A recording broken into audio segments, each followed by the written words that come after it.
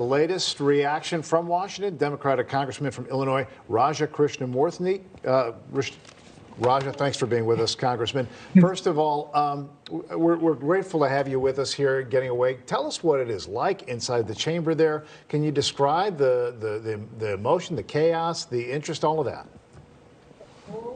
Well, sorry, I'm in this rather confined space. It looks like a hostage video, but I'm actually right off the floor of the House. We just, I think, concluded our 11th vote, and I think we're going to a 12th vote. It's what can I say? It's Groundhog Day on steroids. I think that it's an appalling situation because, as someone said in your preview piece, there are real consequences when the House and Congress aren't functioning. I'm on the Intelligence Committee, and members of the intelligence community would like to meet with us to brief us, to apprise us, and get our sign-off on various important tasks for guarding our national security. So when we're, not able to elect a speaker, not able to constitute the Intelligence Committee, well, that hampers guarding our national security, which has real consequences.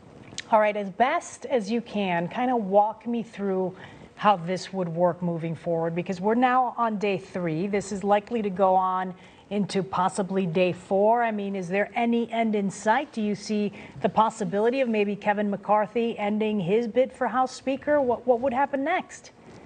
Yeah, I think he has he has 3 options. One is he could try to make a deal with what I call these hostage takers. They've taken the American people hostage. There are about 20 of them. And the second option is he could fold his candidacy, which I think would be, appropriate at this point as well. And then the third is he could negotiate with Democrats. He could negotiate with us instead of the hostage takers or anybody else on a fusion rules package to really govern the country. I think right now we have to do what's in the best interest of the country.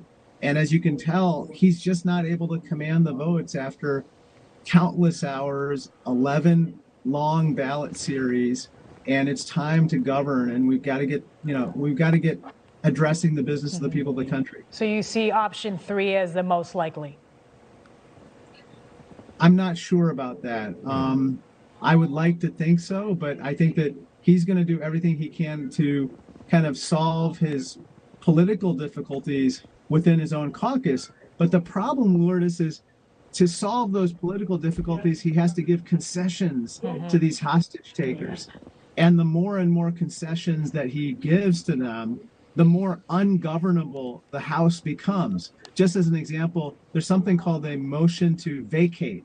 It's a fancy term for basically having a speaker election over again during the Congress, during the next Congress. He has agreed, according to published reports, to allow even one person in the chamber to request a speaker election. So think about that. We could go through this same circus over and over again if he agrees to that rules package with these rebels or hostage takers within his party to become speaker, and then we'd just be back at it over and over again, and then who knows what would happen. Congresswoman Mary Miller, one of those. Congressman Raja Krishnamoorthi, thanks for your time. Really great to get your perspective tonight in this really historic time.